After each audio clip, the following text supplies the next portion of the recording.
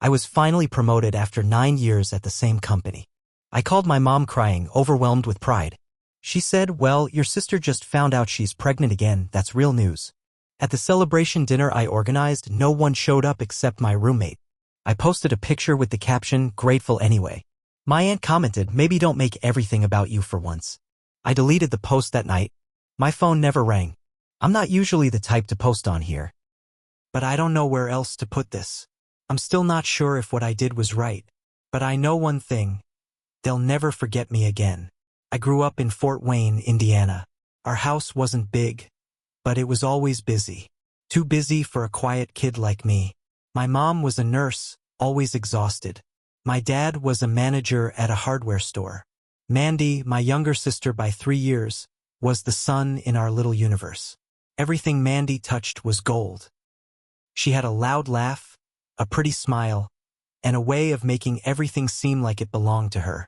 When she made the volleyball team, they bought her a charm bracelet. When I got a scholarship, they said, "That's great, honey," and went right back to talking about Mandy's weekend tournament. Stupid, I know. You learn to live with it, or at least you tell yourself you have. I kept my head down. I studied. I worked part-time jobs. I went to a community college first because we couldn't afford more.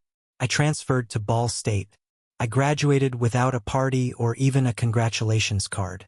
I got hired at a small marketing firm right out of school. And I worked. God, did I work. Nights, weekends, skipping lunches, picking up other people's slack, saying yes to every project, every emergency call, every last-minute client demand. It wasn't glamorous. It was 1,000 tiny sacrifices no one ever saw. Meanwhile, Mandy floated from job to job. Wedding planner, fitness instructor, Instagram influencer for about 6 months. It didn't matter. Whatever Mandy wanted, she got.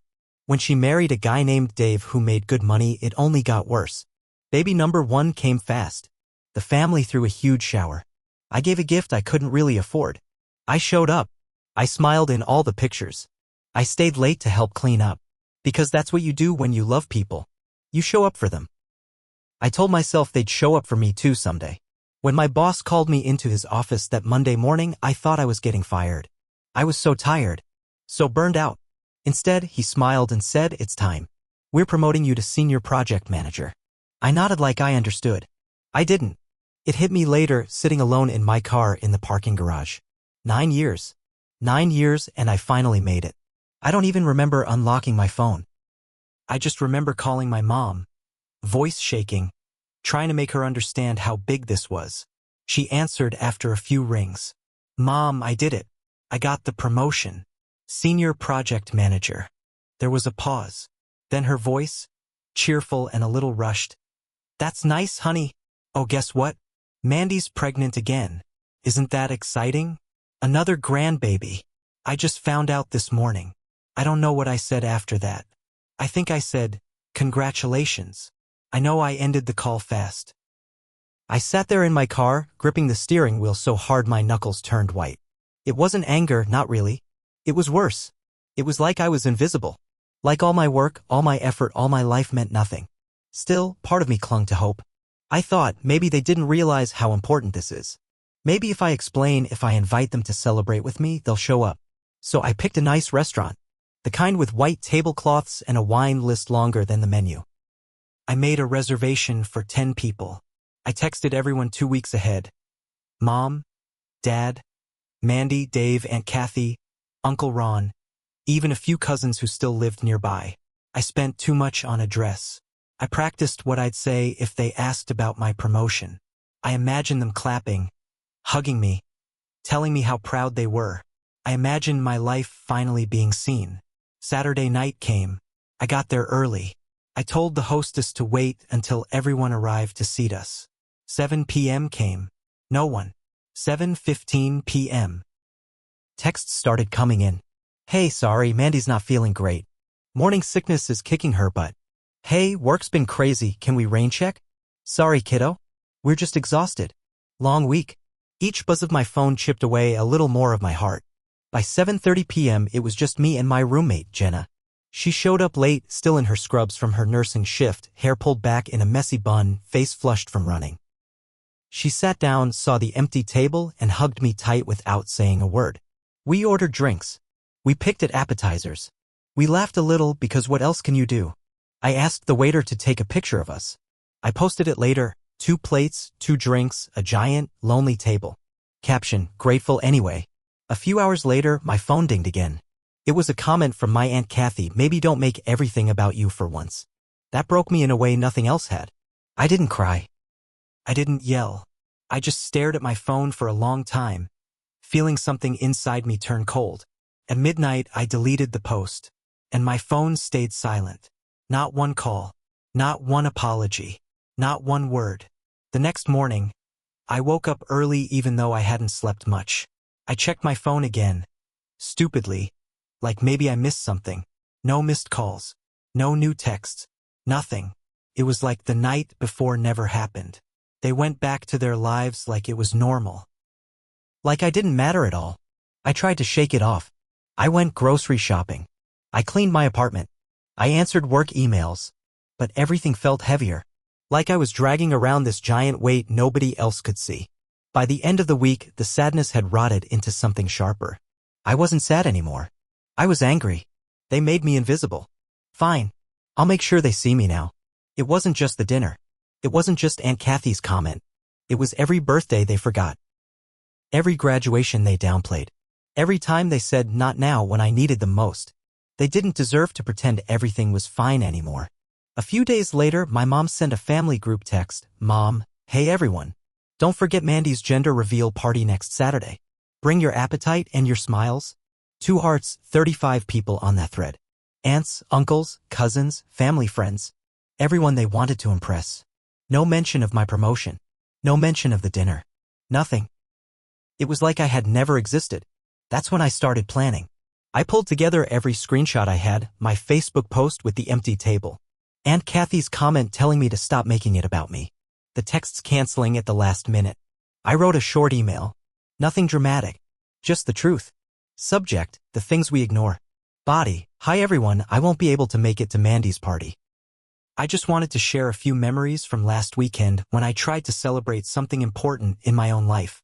Sometimes it's easy to see which celebrations matter to a family and which ones don't. Congratulations to Mandy. I hope she's surrounded by the love and attention she deserves. My name. I attached the screenshots. I BCC'd every single person on that group text, and a few more: old neighbors, family friends, Mandy's new in-laws, anyone who would be at the party, anyone who mattered to them. I scheduled the email to send 1 hour before Mandy's gender reveal started. When the day came, I didn't even feel nervous. I sat on my couch with Jenna, eating pizza, watching trash TV, while the timer on my laptop counted down. 1 hour before the party started, send. Jenna went to the party without me. She wasn't really close to my family, so she didn't get caught in the drama. But she saw everything. She texted me updates in real time. Jenna, oh. People are whispering. Your mom looks pissed. Jenna, your dad keeps trying to explain and it's just making it worse. Jenna, Mandy's crying in the bathroom. Dave looks like he wants to leave. Apparently, some people pulled my mom aside and asked if what I said was true. Some people left early. Others stayed but kept giving my family weird looks. No one was clapping as loud. No one was posting smiling group photos. The party was a mess. Mandy ended up cutting the cake early just to get it over with. It was a boy. Nobody cheered. Later that night, Jenna showed me some Facebook posts. People were vague posting. Family should mean showing up for each other, not just when it's convenient. Funny how some people only love you when it's easy. No names. But I knew. My mom didn't call. My dad didn't call. Mandy didn't call. Nobody called. They just went silent. Again. But this time it wasn't peaceful. This time it was heavy. Full of shame they couldn't explain away. After the gender reveal mess, things didn't snap back to normal. They couldn't. The cracks were too wide now. And for once, I didn't try to patch them up. I stayed quiet. No calls. No texts. No family visits. I focused on my life instead. 2 months later, I got a job offer from a much bigger firm in Indianapolis. More money, better benefits, a real future. When I told my boss I was leaving, he actually got choked up. He shook my hand and said, "You earned this." I packed up my little cubicle the next day, smiling the whole time. New city, new apartment, new start. Meanwhile, back home, things weren't so shiny anymore. Jenna still had friends who knew people in town. She heard stuff. Apparently, Mandy's pregnancy wasn't as smooth as her first one. She was in and out of the hospital a lot. Her husband, Dave, was getting fed up. He missed work events because of her constant emergencies. Word was they were fighting. A lot. My parents tried throwing a baby shower to cheer her up. Smaller this time. Not nearly as many RSVPs. People remembered the email. People remembered how they acted. They didn't say it out loud, but the judgment hung in the air. I didn't go to the shower. Instead, I posted a photo that same day, me, standing outside my new office in Indy, holding a coffee, grinning like a fool. Caption: "Good things come to those who fight for themselves." No hashtags. No tagging family. But people saw it anyway. That night, my mom finally called. First time in months. I let it ring. I watched it buzz across the counter while I washed dishes. She didn't leave a voicemail. She texted after, "Mom, hope you're doing okay. We miss you. Wish you would have been at Mandy's shower. The whole family is hurting right now." I stared at the message for a long time. Not a single word about my new job. Not a single congratulations. Just guilt. Just we're hurting. Hurting people hurt people. That's what they say, right? Well, maybe it was their turn to hurt. I didn't answer. Not that night. Not the next. I didn't answer when Mandy texted a week later asking if I would be the godmother. I didn't answer when Aunt Kathy sent some half-assed meme about family love. They had made it clear who mattered. Now I was just doing the same. And it got worse for them. Way worse. Apparently, Dave got promoted at work, but it meant longer hours and more travel. Mandy hated being alone with a new baby. She posted constantly on Facebook about feeling abandoned and realizing who your true support system is. She wasn't talking about Dave. She was talking about me. About the hole I left behind. Meanwhile, Jenna and I thrived. She started dating someone good. I got a dog. We threw small parties, went to trivia nights, took weekend trips. And every now and then a little bit of news from home would drift my way. Mandy missed a family barbecue because she couldn't deal with the drama. Aunt Kathy got into a shouting match with one of the cousins about respect.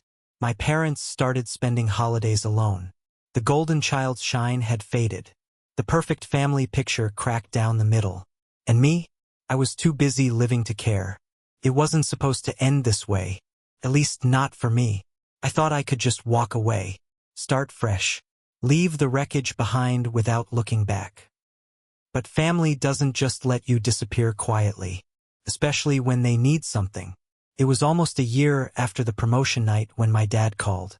Not a text. Not a Facebook message. A real call. I almost didn't answer. But something in my gut told me to pick up. I put the phone on speaker and stayed silent. His voice was rough, like he hadn't slept. "Your mom's in the hospital. She had a stroke." The words hit like a slap. He kept talking. Telling me which hospital, what room, how scared he was, but my mind was frozen. All I could think about was that night at the restaurant. The empty seats. The silent phone. The cold silence when I needed them most. I didn't rush to the hospital. I didn't drive through the night. I didn't even send flowers. I sat in my apartment for 2 whole days, staring at the walls, thinking about every time I'd been invisible. Then I packed a bag. Not because I wanted to. Because deep down, some stubborn part of me still cared. When I walked into the hospital room, Mandy was already there. She looked like hell. No makeup, messy bun, dark circles under her eyes. She shot up from the chair when she saw me. "I hope you're happy," she hissed. "You broke her heart." I laughed. Actually laughed. Not because it was funny. Because it was insane. "I broke her heart?" I said. "You mean the same heart that couldn't be bothered to show up for me?" Mandy's face crumpled like she wanted to cry but couldn't. "You could have come to the baby shower. You could have been part of this family." "I tried," I said, my voice low and even. "For years I tried. You all made it clear where I stood." She opened her mouth to argue, but I was already turning away. I walked past her to the bed where my mom lay. So small. So quiet. Nothing like the woman who had once ruled our lives with a tired, distracted smile. I looked at her, at all the tubes and wires, and I realized something. I wasn't angry anymore. I didn't need revenge anymore. I already won. Because I had a life. A real one. And they had this. I stayed 5 minutes. I didn't cry. I didn't hold her hand. I just said, I hope you find peace. And left. Outside the hospital, Mandy chased after me. She grabbed my arm. You can't just walk away. We need you. I pulled free. You only need me now because you're losing everything else. Her mouth opened and closed like she couldn't believe I said it out loud. But it was the truth. It had always been the truth. I got back in my car. Drove back to my real life. My real friends. My real happiness. And I never looked back. They say revenge is a dish best served cold. But the truth is, the best revenge is moving on without them. And making damn sure they know it.